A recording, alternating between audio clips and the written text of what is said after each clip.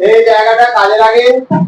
মেয়েরা নিশ্চয়ই জানবে যে বিবাহের পর থ্যালাসেমিয়ার একটা রোগের বাহক বেরিয়ে আসে। তার রক্ত পরীক্ষা করলে পাওয়া যায় দুই টেস্ট যেটা বলছে, সেটা করলে পাওয়া যায় থ্যালাসেমিয়া রোগের বাহক কিনা। তোমরা 9-10 যখন পড়ছো নিশ্চয়ই তোমরা এগুলো জানো।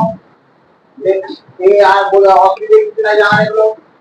এই তিন পরীক্ষা করলে থ্যালাসেমিয়া বেরিয়ে কিনা জানা যাবে।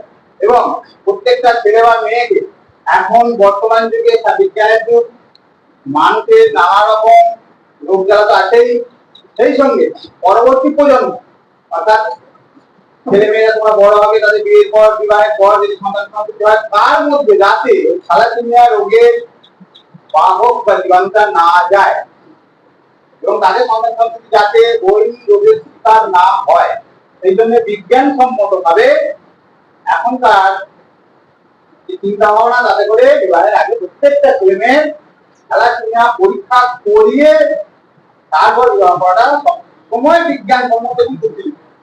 এই ব্যাপারে এনারা আরো বিস্তৃত করে তোমাদের বলবে। চুপ করে বসো, কথা শোনো। যেটা বুঝতে না পারলে পার্সোনাল ভাবে জিজ্ঞাসা করবে, জিজ্ঞাসা করবে। কোন রকম তোমাদের অসুবিধা যেন করো না। হয়তো বলবে যে আমরা যাই ভেবে নেই যে আমরা কিছু বুঝি না, বলছো অনেক কিছু বলছো যেগুলো আমরা বুঝি না, সেগুলো তোমরা বলছো। কারণ তোমাদের ভেবে থেকে শুনতে দেখতে পাচ্ছি যে আমাদের স্কুল ভেবে নেই যে মেয়েরা বিয়ে করে চলে যায়। সুতরাং তোমরা যে বোঝো না, এটা ভাবার কোনো কারণ নেই। আচ্ছা, তোমরা যে বিষয়টার উপর কথা বলা হবে সেটা হচ্ছে থ্যালাসেমিয়া। মাস্টারমশাই খানিকটা পরিচয় করে দিয়ে গেল।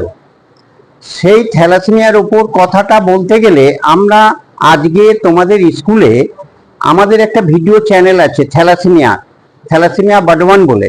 সেই ভিডিও চ্যানেলে আজকে তোমাদের এই প্রোগ্রামটা ওই চ্যানেলে দেওয়া হবে। পরের দিন মানে কালকে তোমরা এটা দেখতে পারবে, অনেক লোকই দেখবে এটা। তাহলে থ্যালাসেমিয়া সম্পর্কে একটা ধারণা তৈরি করার জন্য আমরা স্কুলে এই প্রোগ্রামটা করছি, যাতে থ্যালাসেমিয়া রোগী আমাদের সমাজে না জন্মায়। থ্যালাস কথার অর্থ হচ্ছে সমুদ্র, আর রক্ত কথার হচ্ছে মিয়া। এটা গ্রিসের লোকেরা সমুদ্রকে থ্যালাস বলে। বাচ্চাদের এক সময় ওই সব দেশে অনেকের এইরকম একটা সমস্যা হচ্ছিল। অনেক বাড়িতে অনেক বাচ্চা একই রোগে মারা যাচ্ছে। সেই রোগটার কি নাম যখন কেউ ঠিক বলতে পারছে না, তখন একজন ডাক্তার থমাস কুলি 1924 সালে উনি বললেন যে এটা একটা সমুদ্রের মতন অ্যানিমিয়া, থ্যালাসেমিয়া। বোন ম্যারো হচ্ছে রক্ত তৈরির ফ্যাক্টরি। এই ফ্যাক্টরিতে ডিফেক্ট আছে থ্যালাসেমিয়া পেশেন্টের, তাই ওদের নিয়মিত রক্তটা ওখান থেকে পাওয়া যাচ্ছে না। সেই কারণে এ পর্যন্ত বিজ্ঞানীরা ঠিক করেছে যে থ্যালাসেমিয়া পেশেন্টদের বাঁচাতে গেলে মাসে 2বার করে রক্ত বাইরে থেকে যোগান দেওয়া দরকার। রক্ত পরীক্ষাটা করা হয় এই কারণে, যারা রক্ত দান করছে তাদের রক্তে অনেক খারাপ রোগ থ্যালাসেমিয়া রোগীদের শরীরে চলে যেতে পারে। তাহলে কি কি রোগ? HIV, hepatitis B, hepatitis C, এই যে রক্ত রোগ, এগুলো একটা থ্যালাসেমিয়া পেশেন্ট সে রক্তের সমস্যায় ভুগছে, তাকে রক্ত দেয়া হলে রক্তের মাধ্যমে এইসব রোগ শরীরে ঢুকে পড়তে পারে। থ্যালাসেমিয়া পেশেন্ট এর মধ্যে যে তফাৎ, এটা কি তোমরা বুঝতে পেরেছো? হ্যাঁ কি না? বোঝা গেছে? এক কথায় বোঝা গেছে। তাহলে থ্যালাসেমিয়া ক্যারিয়ার, যেমন আমি ক্যারিয়ার থ্যালাসেমিয়া, আমার বাচ্চা হচ্ছে থ্যালাসেমিয়া পেশেন্ট। অমিতাভ বচ্চনের নাম জানো? অমিতাভ বচ্চন থ্যালাসেমিয়া ক্যারিয়ার, তার বাচ্চা কিন্তু থ্যালাসেমিয়া পেশেন্ট নয়। এটা কেন নয় বলো তো? বাহ, ফার্স্ট ক্লাস। তাহলে অমিতাভ বচ্চনের স্ত্রী থ্যালাসেমিয়া ক্যারিয়ার নয়। তাহলে এখানে কি প্রমাণ হচ্ছে যে দুজন ক্যারিয়ার স্বামী স্ত্রী হলে তাদের বাচ্চা থ্যালাসেমিয়া রোগে আক্রান্ত হতে পারে। সেই কারণে আমাদের কাজ হচ্ছে যে আমরা মানুষের চোখটা খুলে দেব, যাতে মানুষ রক্ত পরীক্ষা করে বিবাহটা চালু করে। আমাদের এখানে বিবাহ ব্যবস্থাটা কিরকম হচ্ছে? হিন্দুরা বিবাহ দিচ্ছে গোত্র দেখে, যে স্বগোত্রে তারা বিয়ে দেয় না, রাজ্যটুক ম্যাচিং করছে, গোষ্ঠী গোত্র মিলিয়ে বিয়ে দিচ্ছে। ক্যারিয়ার হচ্ছে সেই নর্মাল লোককে বিবাহ করে। এই বিজ্ঞানটা মানুষকে শিখিয়েছে। মানুষ যদি এটা করতে থাকে, আমাদের দেশে থ্যালাসেমিয়া রোগী আর জন্মাবে না। আচ্ছা, এবার কিছু প্রশ্ন করো, আমি সেখানটা একটু ভালো করে বলবো। না না, বোন ম্যারো দান করলে তার কোনো অসুবিধা হয় না। যেমন রক্ত দান করলে কোনো অসুবিধা হয় না, যেমন রক্ত দান করলে তার কোনো অসুবিধা হয় না। রক্তটা নেওয়া হচ্ছে ভেন থেকে। একটা মানুষের শরীরে প্রায় 8 লিটার রক্ত থাকে, তার থেকে 250-300 গ্রাম রক্ত যদি সে দান করে, এই রক্তটা অল্প সময়ের মধ্যেই পূরণ হয়ে যায়। সেই পরিমাণ নিলে পরে ওর কোনো বন্যারতে ঘাটতি পড়বে না, ওর দেহ যেমন রক্ত তৈরি করছে সেটা চলতে থাকবে। মাইনার যারা পেশেন্টগুলো থাকে তাদের তো কোনো নিজের কোনো প্রবলেম হয় না, কিন্তু যারা মেজর থাকে তাদের তো রক্ত হয় না। এখন মাইনর আর মেজর এই ডাক্তাররা যে বলে সেটা কীভাবে বলছে তারাই জানে, কিন্তু মাইনর আর মেজর, তাহলে মাইনর বলতে গেলে আমরা যেটা বুঝি যারা ক্যারিয়ার তাদের ঘরে মাইনর বলছে, যারা ক্যারিয়ার তাদের কিন্তু রক্ত লাগে না, যারা ক্যারিয়ার তাদের কিন্তু রক্ত লাগে না। যারা মেজর হচ্ছে, যারা দুজন ক্যারিয়ারের দ্বারা সন্তান তৈরি হচ্ছে, তারা হচ্ছে মেজর পেশেন্ট হয়ে যাচ্ছে। তাদের কী হচ্ছে না, বন্যারতে নিয়মিত লোহিত কণিকা তৈরি হচ্ছে না। তাহলে সেই লোহিত কণিকা নিয়মিত তৈরি না হলে তাকে রক্তটা বাইরে থেকে দিতে হবে।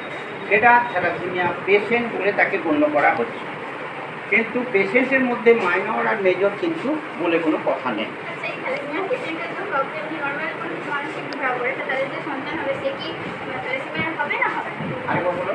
যে এই থ্যালাসেমিয়া যে পেশেন্টটা আছে, হ্যাঁ। সেই পেশেন্ট এমনি নর্মাল করে যাদের থ্যালাসেমিয়া নেই তাকে বিয়ে করলো, তারপরে যে তাদের যে সন্তান হবে সে কি থ্যালাসেমিয়া থাকবে না থাকবে না? থ্যালাসেমিয়া পেশেন্ট একজন, সে যদি নর্মাল লোককে বিবাহ করে তার যে কটা বাচ্চা হবে সব ক্যারিয়ার হবে, কিন্তু পেশেন্ট হবে না। একজন পেশেন্ট সে যদি নর্মাল লোককে বিয়ে করে তবে তার সবকটা বাচ্চায় ক্যারিয়ার হবে, কিন্তু পেশেন্ট হবে না। আর কিছু বলো। হ্যাঁ, থ্যালাসেমিয়ার কোনো লক্ষণ আছে কি ও বলছে? থ্যালাসেমিয়া পেশেন্ট, আমাদের দেহের দুরকম হেমোগ্লোবিন আছে, একটা ফিটাল হেমোগ্লোবিন, একটা পরিণত হেমোগ্লোবিন। আমাদের দেহে দুরকম হেমোগ্লোবিন আছে, একটা ফিটাল হেমোগ্লোবিন, একটা পরিণত হেমোগ্লোবিন। ফিটাল হেমোগ্লোবিনটা মাতৃগর্ভে যখন বাচ্চা থাকে তখন তার অক্সিজেন নেওয়ার কাজটা ফিটাল হেমোগ্লোবিন করে, কিন্তু যখন ভূমিষ্ঠ হয়, যখন সে মাতৃদুগ্ধ খেতে শেখে, তখন তার দেহে পরিণত হেমোগ্লোবিন তৈরি হয়। সেই হেমোগ্লোবিনের রঙটা হচ্ছে লাল। তাহলে এই লাল অংশটা তৈরি হতে থাকলে ওর হেমোগ্লোবিন তখন 10-এর উপরে উঠে যায়। প্রবলেমটা বাড়তে থাকবে না একই থাকবে, যে ছোটবেলা যেরকম প্রবলেম হতে বড় হলে সে একই প্রবলেম থাকবে? হ্যাঁ, প্রবলেম একই থাকবে, কিন্তু যত বড় হবে তত আয়রন ওভারলোড হবে। আয়রন ওভারলোড হলে রং কালো হয়ে যাবে, হাড়ের গ্রোথ কমে আসবে, মানে একটু বিকট টাইপের দেখতে হবে। আর সেটা যত বড় হবে রক্তের প্রয়োজনটা একটু বাড়তে পারে, কিন্তু এগুলো পূর্ণাঙ্গ একটা ম্যানেজমেন্ট দিতে গেলে তার বাবা মায়ের একটা ভালো এডুকেশন চাই, এবং যে ডাক্তারের কাছে যাবে তারও ভালো ধারণা থাকা চাই। তাহলে থ্যালাসেমিয়া পেশেন্টদের একটু ভালো করে তাদের বাঁচিয়ে রাখা যাবে। যাক, এগুলো শুনে তো চিন্তা ভাবনা করবে, সেটাও তো আলোচনা না করে নিজেদের মধ্যে চিন্তা করবে, নিজেরা বুঝবার চেষ্টা করবে। যদি কোথাও বড় জানার কিছু থাকে তাহলে বয়স্ক কোনো মাতৃমোদায় কিংবা ডাক্তার এই কাজে পরামর্শ নিতে হবে। যেখানে সেখানে পরামর্শ দিলে কিন্তু ভুল পরামর্শ। এ বিষয়ে সবার কারোই কোনো বিস্তৃত জ্ঞান নেই, একমাত্র ডাক্তারবাবুরাই সঠিক পরামর্শ কিংবা দিশা জানাতে পারে। না, একটা কথা আমি বলি, যে ডাক্তারবাবু বলতে সাধারণ এমবিবিএস ডাক্তার কি সাধারণ বাচ্চাদের ডাক্তার কি গাইনোলজিস্ট, তার কাছে গিয়ে সঠিক আমরা গাইডলাইনটা পাবো না। ডাক্তারবাবু বলতে এই সাবজেক্টের উপরই যারা ডাক্তার আছে তারা হচ্ছে হিমোটোলজিস্ট, সেই হিমোটোলজিস্টদের কাছে পরামর্শ নিলে আমরা পেতে পারি। আমাদের কাছে এটা খুব সহজ আছে যে তোমরা স্মার্টফোন অনেকেই ব্যবহার করার সুযোগ পাও। এই স্মার্টফোনে আমি যে লেকচারটা দিলাম থ্যালাসেমিয়া নিয়ে, তার বিভিন্ন পয়েন্টে তার ডাক্তাররা আছে, সেই ডাক্তারদের ধরে তোমরা যদি মেসেজ করো যে আমি থ্যালাসেমিয়া নিয়ে ব্যাপারটা বুঝতে পারছি না, আমার বাড়িতে একটা বিবাহ ব্যবস্থা আছে, আমরা কী করবো, তাহলে যারা হেমোটোলজিস্ট তারাই তোমাকে পরিচ্ছন্ন একটা গাইডলাইন দিতে পারে। যদিও তারা ওখানে পয়সার জন্য প্র্যাকটিস করছে, এরপর তোমাকে কতটা সাহায্য করবে সেটা একটু পরের কথা। যাই হোক, এখানে আমরা কারুর কাছে, যে আমাদের বাড়িতে বয়স্ক লোক আছে, কাকা কাকিমা ঠাকুরদা, তাদের কাছে গেলে একটা সঠিক পরামর্শ পাবো, তাও কিন্তু পাবো না। তারা যদি পারতো তাহলে আমাদের দেশে এতগুলি থ্যালাসেমিয়া রোগী জন্মাতো না। সেই জায়গায় আমাদের পাঠ্যপুস্তকে খুব সামান্য টাচ দিয়েছে ক্লাস 10-এ, তাহলে এখানেও আমরা খুব ভালো ধ্যান ধারণা তৈরি করতে পারবো না। তাহলে এখানে যদি আমরা নিজেদের ঘরে রক্ষা করতে চাই তবে আমরা ইন্টারন্যাশনাল ক্ষেত্রে স্মার্টফোনের মাধ্যমে আমরা নেট ঘেঁটে আমরা যদি বার করতে পারি তবে আমরা নিজেদের ঘরে রক্ষা করতে পারবো। আর একটা হচ্ছে এই সময়কালের মধ্যে লোকশিক্ষাটাকে বাড়িয়ে দেওয়া, থ্যালাসেমিয়া রোগ সম্পর্কে মানুষের ধারণা তৈরি করে দেওয়া, যাতে মানুষ থ্যালাসেমিয়া সম্পর্কে জানতে কৌতূহল বোধ করে। মাস্টারমশাইকে চলে এলো, স্যার আপনার ছেলেমেয়েরা যে চাঁদ উঠতে গেছে থ্যালাসেমিয়া, আমি তো কিছু বুঝলাম না, আপনি একটু বলে দেন তো। এবং মাস্টারমশাইকে জিজ্ঞেস করলো, মাস্টারমশাই বললো রোগটা খুব খারাপ হোক, ওদের জন্য একটা হাসপাতাল আছে বর্ধমানে, তা আপনারা একটু সাহায্য করবেন। তবে আপনাদের বাড়িতে যাতে এরকম বাচ্চা না জন্মায় তার জন্য ছেলে মেয়েদের বিবাহটা রক্ত পরীক্ষা করে অবশ্যই দিতে হবে। এই রক্ত পরীক্ষার নাম হিমোগ্লোবিন ইলেকট্রোফরেসিস। এই রক্ত পরীক্ষাটা আমাদের স্কুলে আমরা করতে পারি, যদি আপনারা রাজি হন তাহলে বড় ছেলে মেয়েদের রক্ত পরীক্ষা আমরা এবছর করতে পারি স্কুলে। তাহলে এই রক্ত পরীক্ষা তাহলে কতটা প্রচার হলো, মানুষের কাছে 1 টাকা 2 টাকা সাহায্য চাইতে গিয়ে লোক শিখে গেল, মাস্টারমশাইদের কাজ পর্যন্ত লোক চলে এলো। মাস্টারমশাইরা তখন এটা বোঝানোর জন্য চেষ্টা করবে, আপ্রাণ চেষ্টা করবে যাতে তাদের ছাত্রছাত্রীরা থ্যালাসেমিয়া রোগীর জন্ম না দিয়ে থাকে। তাহলে তোমরা আমাদের বাচ্চাদের জন্য এরকম একটু সাহায্য তুলে দেবে। তোমাদের এই কষ্ট করে শিক্ষা দিবস নষ্ট করে যে থ্যালাসেমিয়া সম্পর্কে জানার জন্য এতক্ষণ সময় মাস্টারমশাই এবং তোমরাকে দিলে, তার জন্য আমাদের প্রতিষ্ঠানের পক্ষ থেকে সকলকে শুভেচ্ছা জানিয়ে আমি আমার বক্তব্য শেষ করছি।